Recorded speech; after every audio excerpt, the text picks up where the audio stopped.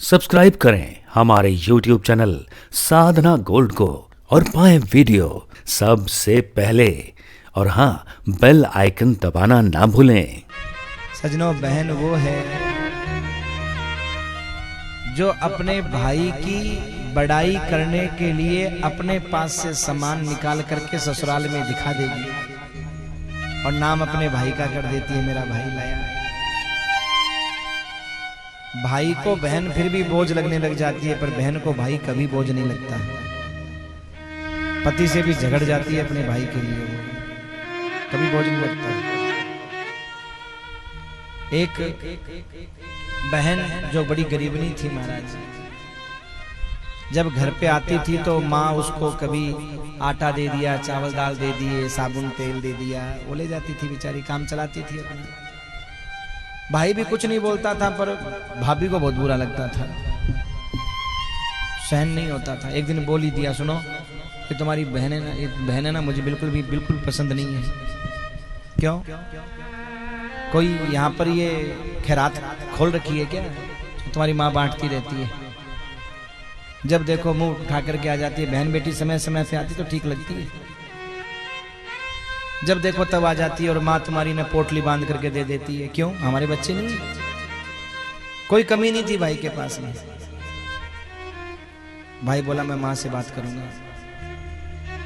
कुछ समय बीता, बहन फिर आई महाराज, बच्चे आए। अब बच्चे तो बच्चे ही होते हैं, रिमोट तोड़ दिया टीवी का। अब तो भाभी चिल्ला पड़ी और भाई भी जाकर के बोला अपनी माँ से, माँ मेरे को बिल्कुल पसंद नहीं है। अब देखो भाई के दिल में तो फिर भी थोड़ी बहुत जगह थी, लेकिन भाभी ने जगह वो भी खत्म कर दी।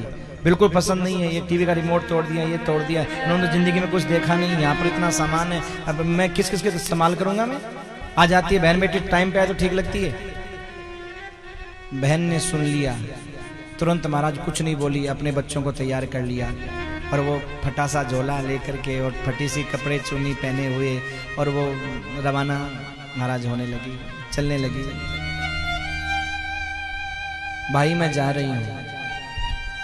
भाई एक बार ये नहीं बोला कि आज तो रुक जा, रात का समय साधन नहीं मिलेगा, एक बार नहीं बोला।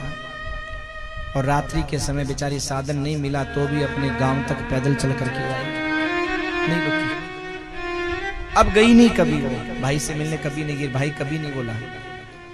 पर सजनों एक बार क्या हुआ, भाई का बेटा बीमार हो गया, कोई टीबी की कैसी कोई बीमारी लग गई। भाई बड़ा परेशान महाराज, व्यापार में घाटा लग गया, व्यापार चल नहीं रहा था, बड़ा परेशान हो गया।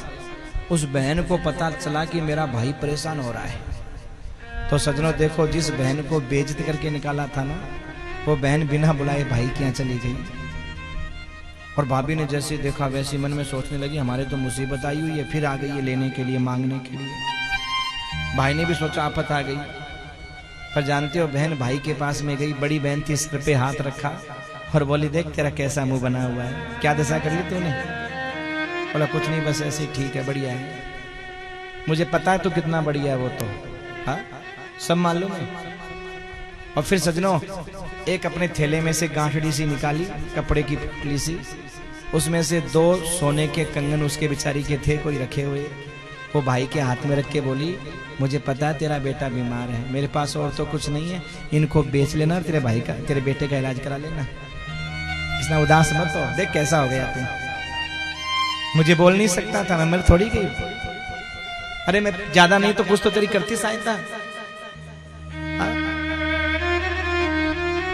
और सजनों एक फटी सी गठरी में से थोड़े बहुत पैसे इकट्ठे कर रखे थे, 2, 4, 5 हजार बेचारी ने 10, 20, 50 करके वो हाथ में दिया, चल घर में राशन और लेके आ जा। पागल कहीं का, बोल नहीं सकता।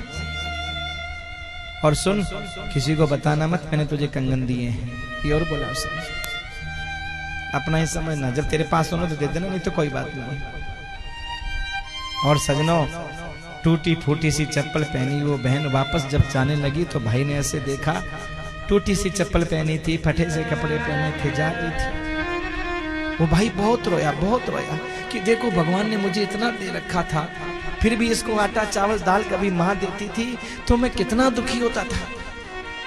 मैंने अपनी पत्नी की बात मानी और धन्य मेरी बहन कि आज जब मेरे जीवन में मुसीबत आई तो ये 2 सोने के कंगन थे, ये भी बेचने के लिए मुझे दे करके चली गई।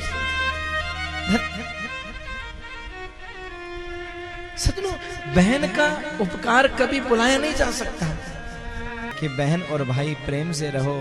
जितना बहन तुम्हारा सम्मान करती है, भाई को भी उतना ही सम्मान करना चाहिए, क्योंकि बहन बेटियां तो सजनों किस्मत वाले को मिलती हैं। ये वो बहनें हैं जिनको हमने बचपन में डांटा, छोटे होने के बाद भी डांटा तो डांट सुन ली। ये वो बहनें हैं जो हमारी खुशी के लिए बाप से भी लड़ गई, माँ से भी लड़ गई, पड़ोसियों से भी लड़ गई। ये वो बहनें हैं जिन्होंने हमारे लिए बहुत त्याग किया है। बस भाभियों को भी यही सोचना चाहिए, समझना चाहिए।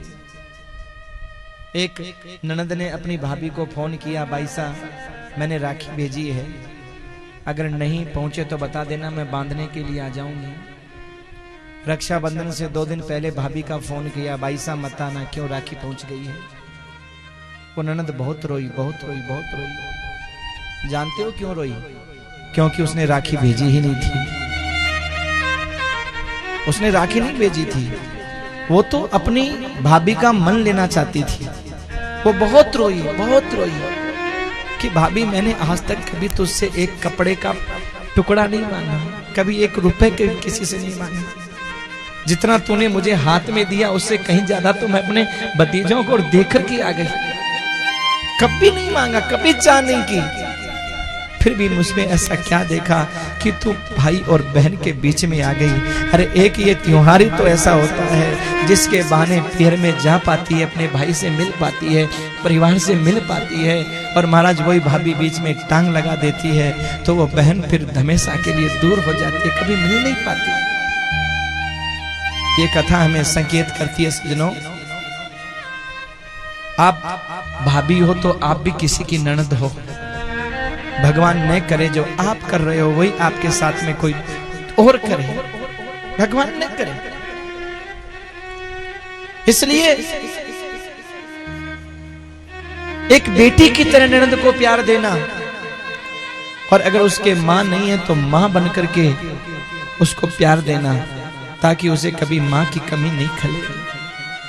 आप नानी भाई का मायरा जब सुनोगे, मायरा जब देखोगे, तो देखना राधा रुक्मण कैसे गले लगाएगी और कहेगी भाई से, भाई रो मत।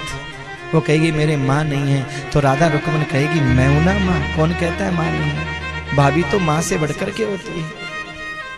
तो जो भाभी का रिश्ता माँ से बढ़कर के है, उस रिश्ते को निभाइए। बस ये कथा संकेत करती है